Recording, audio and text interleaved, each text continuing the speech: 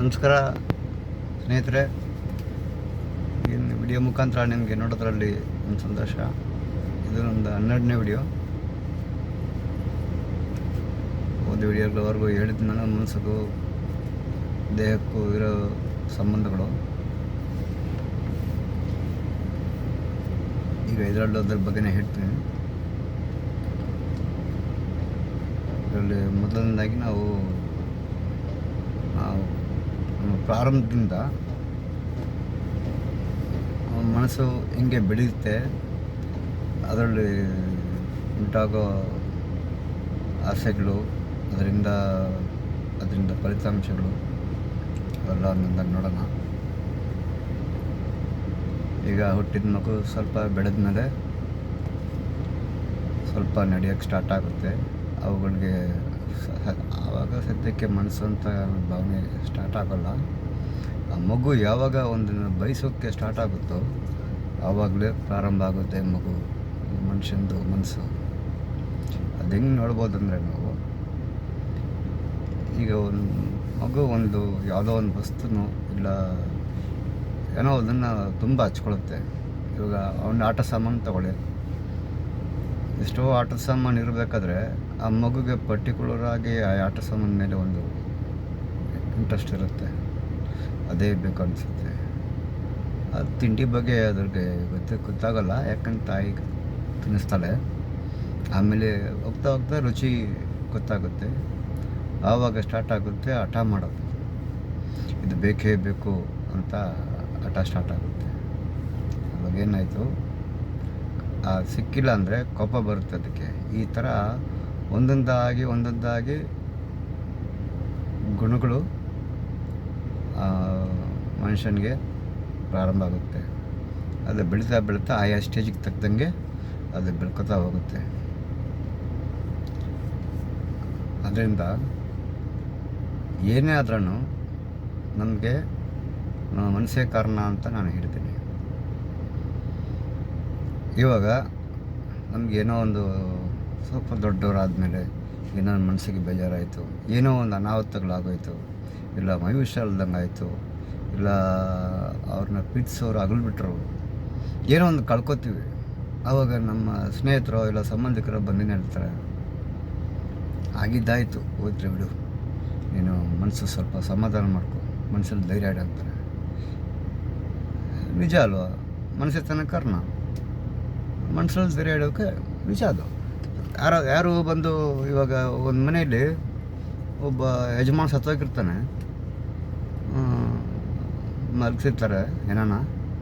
ಆಗ ಸಂಬಂಧಿಕರು ಸ್ನೇಹಿತರು ಯಾರೋ ಬರ್ತಾರೆ, ಅದನ್ನ ಹೇಳ್ತಾರೆ ಕೊನೆಯಲ್ಲಿ ಒಂದು ಅವ್ರಿಗೆ ಆಧಾರವಾಗಿ ಹೇಳ್ತಾರೆ, ಇನ್ನು ಆಯ್ತಾಯಿತು, ಅವ್ರದ್ದು ಆಯಸ್ಸು ಮುಗೀತು, ಇನ್ನು ಮಕ್ಕಳಿದ್ದಾರೆ, ಜವಾಬ್ದಾರಿ ಇದೆ, ನೀನು ಸ್ವಲ್ಪ ಮನಸ್ಸು ಧೈರ್ಯವಾಗಿರ್ಬೇಕು, ಹಂಗೆ ತಾನೇ ಹೇಳೋದು.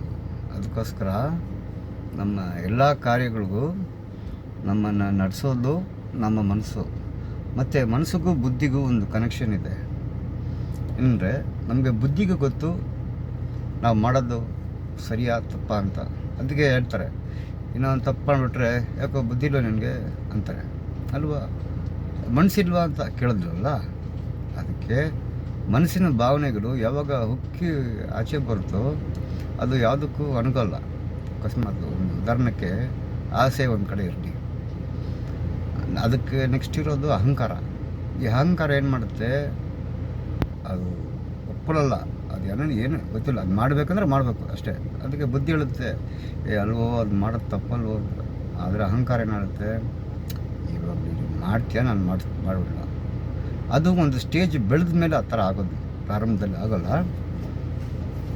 ಅದಕ್ಕೋಸ್ಕರ ಒಂದೊಂದು ಸ್ಟೇಜಲ್ಲಿ ಒಬ್ಬೊಬ್ಬ ಮನುಷ್ಯರದ್ದು ಭಾವನೆಗಳು, ಬಯಕೆಗಳು ಹೆಚ್ಚಾಗ್ತಾ ಹೋದಂಗೆ ಅವ್ರದ್ದು ಕಾರ್ಯಗಳು ಬದಲಾವಣೆ ಆಗ್ತಾ ಹೋಗುತ್ತೆ. ಅದಕ್ಕೆ ಮನಸ್ಸನ್ನು ನಾವು ಹೇಗೆ ದೃಢವಾಗಿ ಇಟ್ಕೋಬೇಕು, ಹೇಗೆ ಏನೇನು ಇರುತ್ತೆ ಅದರಲ್ಲಿ ನಮ್ಮ ಮನಸ್ಸೊಳಗೆ ಒಳಗೆ ಬರೋದು ಅಲ್ಲೇ ಸೆಟ್ಲಾಗಿಬಿಡ್ತವೆ. ಅದು ಹೆಂಗೆ ಒಳ್ಳೇದು ಯಾವುದು ಕೆಟ್ಟದ್ದು ಯಾವುದು ತಿಳ್ಕೊಳ್ಳೋದು ಹೆಂಗೆ, ಅದನ್ನು ಅಗಲಿಸೋದು ಹೆಂಗೆ ಅಂತ ತುಂಬ ವರ್ಕ್ ಇದೆ, ತುಂಬ ಲಾಂಗ್ ಪ್ರೋಸೆಸ್ ಇದೆ. ಅದಕ್ಕೆ ನಮ್ಮ ಮನಸ್ಸಿಗೆ ಬಯಸಿದೆಲ್ಲ ನಾವು ತಲೆ ಹಚ್ಕೋಬಾರ್ದು. ಒಂದು ಕಡೆ ನಮ್ಮನ್ನು ನಾವೇ ಏಕಾಂಗಿಯಾಗಿ ಕೂರಬೇಕು, ನಮ್ಮನ್ನು ನಾವೇ ಪರಿಶೀಲನೆ ಮಾಡಬೇಕು. ಅದರಲ್ಲಿ ಏನೇನಿದೆ, ನಮ್ಗೆ ಏನೇನಾಯಿತು, ಏಕೆ ಮನಸ್ಸು ಈ ಥರ ಹೋಗ್ತದೆ, ನಮಗೆ ಯಾಕೆ ನಮ್ಮ ಬುದ್ಧಿ ಈ ಥರ ಆಗ್ತಾಯಿದೆ ಅಂತ ಒಬ್ಬೊಬ್ಬರು ಅವ್ರವ್ರ ಪರವಾಗಿ ಅವರವರೇ ಸರಿಪಡಿಸ್ಕೋಬೇಕು. ಇದೇನು ಗುಂಪಾಗಿ ಹೋಗಿ ಸರಿಪಡಿಸ್ಕೊಳ್ಳೋದಲ್ಲ. ಇವಾಗ ಒಂದು ಫ್ಯಾಮಿಲಿ ಅಂದರೆ ಒಂದು ಫ್ಯಾಮಿಲಿ 4 ಜನ ಇರ್ತಾರೆ. 4 ಜನಕ್ಕೆ ಎಲ್ಲೋ ಹೋಗ್ತಾರೆ. ಇವಾಗ ಊಟ ಮಾಡೋದ್ರಲ್ಲಿ ಹೋಗ್ತಾರೆ, ಅಲ್ಲಿ ಊಟ ಮಾಡ್ತಾರೆ, ಇಲ್ಲ ಪಾರ್ಟಿಗೆ ಹೋಗ್ತಾರೆ, ಇಲ್ಲ ಎಲ್ಲೆಲ್ಲೋ ಹೋಗ್ತಾರೆ. ಆವಾಗ 4 ಜನಕ್ಕೂ ಅದರಲ್ಲಿ ಒಂದು ಸಂತೋಷ, ಒಂದು ಹ್ಯಾಪಿ ಸಿಗುತ್ತೆ.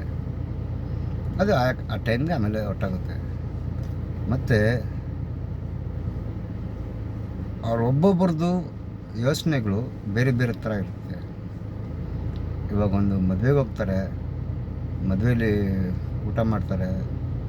ಕೆಲವ್ರಿಗೆ ಎಲ್ಲರೂ ಊಟದ ಹಾಕಿರೋದೆಲ್ಲ ತಿನ್ನೋಲ್ಲ, ಕೆಲವ್ರಿಗೆ ಇಡ್ಸುತ್ತೆ, ಕೆಲವ್ರಿಗೆ ಇಡ್ಸೋಲ್ಲ. ಆ ಥರ ಒಂದು ಫ್ಯಾಮಿಲಿ ಹೋಗೋ 4 ಜನಗಳಿಗೆ ಎಷ್ಟೆಷ್ಟು ಚೇಂಜಸ್ಗಳಿದೆ ಅಂದರೆ ಒಬ್ಬ ಒಬ್ಬ ಒಬ್ಬ ಮನುಷ್ಯನದು ಮನಸ್ಸಲ್ಲಿ ಎಷ್ಟೆಷ್ಟು ಚೇಂಜಸ್ ಇರುತ್ತೆ. ಅದಕ್ಕೋಸ್ಕರ ಈ ಫಸ್ಟು ನಾನು ನನ್ನ ಅನುಭವದಿಂದ ಹೇಳೋದು, ನಮ್ಮ ಮನಸ್ಸನ್ನು ನಾವು ಸರಿಪಡಿಸ್ಕೊಳ್ಳೋದು ಹೆಂಗೆ, ಅದನ್ನು ಯಾವ ರೀತಿ ಬಳಸಬೇಕು ಅನ್ನೋದನ್ನ ತಿಳ್ಕೊಂಡ್ರೆ ನಮಗೆ ಮುಂದಿನ ಸಮಸ್ಯೆಗಳನ್ನ ಪರಿಹಾರ ಮಾಡ್ಕೊಳ್ಳೋಕ್ಕೆ ದಾರಿ ನಮ್ಮ ಹತ್ರನೇ ಸಿಗುತ್ತೆ.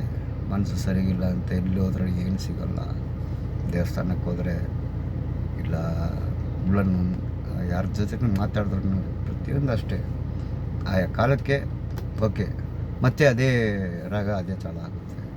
ಅದಕ್ಕೋಸ್ಕರ ಮನಸ್ಸನ್ನು ಹೆಂಗೆ ಸರಿ ಮಾಡಿಸ್ಕೊಳ್ಳೋದು, ಹೆಂಗೆ ಅದನ್ನು ಅದರಲ್ಲಿ ಇರೋ ಕೆಟ್ಟ ಗುಣಗಳನ್ನ ನಾನು ಹೇಳೋದು, ಮುಂದಕ್ಕೆ ಹೇಳೋದು ನಾನು ಗುಣಗಳು. ಆ ಗುಣಗಳನ್ನ ಒಳ್ಳೇದು ಯಾವುದು ಕೆಟ್ಟದ್ದು ಯಾವುದು ಅಂತ ಬೇರೆ ಪಡಿಸೋದು, ಅದು ನಾವು ಮಾಡಬೇಕು.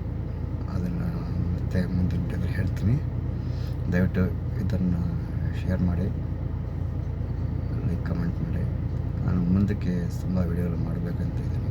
ಒಂದು 10 ನಿಮಿಷ ಒಳಗಡೆ ಮಾಡ್ತಾಯಿದ್ದೀನಿ. ನಾನು ಕ್ಯಾಬ್ ಡ್ರೈವರ್ ಆಗಿರೋದು. ಹಂಗೆ ಯಾವಾಗ ಇವಾಗ ಡ್ಯೂಟಿಗೆ ಬಂದಿದ್ದೀನಿ.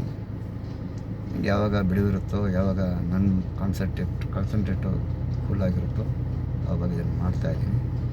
ಮುಂದಿನ ವಿಡಿಯೋದಲ್ಲಿ ಇರೋ ವಿಷಯ ಏನಂದರೆ, 3 ಭಾಗವಾಗಿ ಡಿವೈಡ್ ಮಾಡಿದ್ದೀನಿ ನಾನು.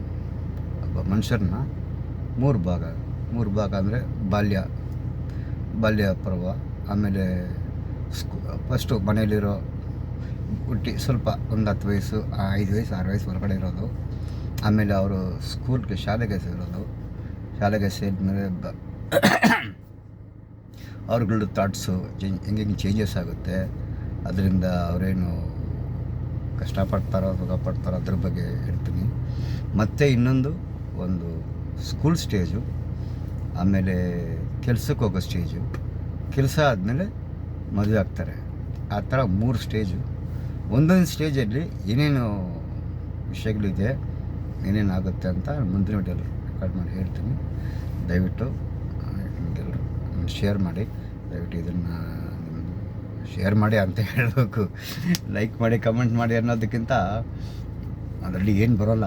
ಲೈಕ್ ಮಾಡಿ ಕಮೆಂಟ್ ಮಾಡೋದ್ರಿಂದ ಅದು ಶೇರ್ ಮಾಡೋದೇ ನಾನು ಬಯಸೋದು. ಇದು ಬೇರೆ ಟಾಪಿಕ್ಸ್ ಬಗ್ಗೆ ಮಾತಾಡ್ತಾ ಇಲ್ಲ.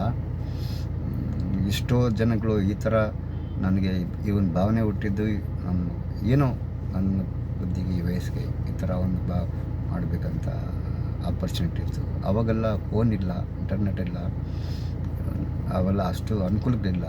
ಇವಾಗ ಅನುಕೂಲವಿದೆ. ಯೂಟ್ಯೂಬ್ ಮುಖಾಂತರ ಎಷ್ಟೋ ವಿಷಯಗಳು ಸ್ಪ್ರೆಡ್ ಆಗುತ್ತೆ, ಒಳ್ಳೆಯದು ಕೆಟ್ಟದ್ದು ಜನ ತಿಳ್ಕೊತಾರೆ. ಅದರಿಂದ ಇದನ್ನು ಕಮೆಂಟ್ ಮಾಡಿ, ಅದೇ ಶೇರ್ ಮಾಡಿ ಅಷ್ಟೇ ಹೇಳೋದು. ಮುಂದಕ್ಕೆ ನೆಕ್ಸ್ಟ್ ವಿಡಿಯೋದಲ್ಲಿ ಈ 3 ಸ್ಟೇಜ್ ವಿಷಯದಲ್ಲಿ ಮಾತಾಡ್ತೀನಿ. ಸದ್ಯಕ್ಕೆ ನಮಸ್ಕಾರ.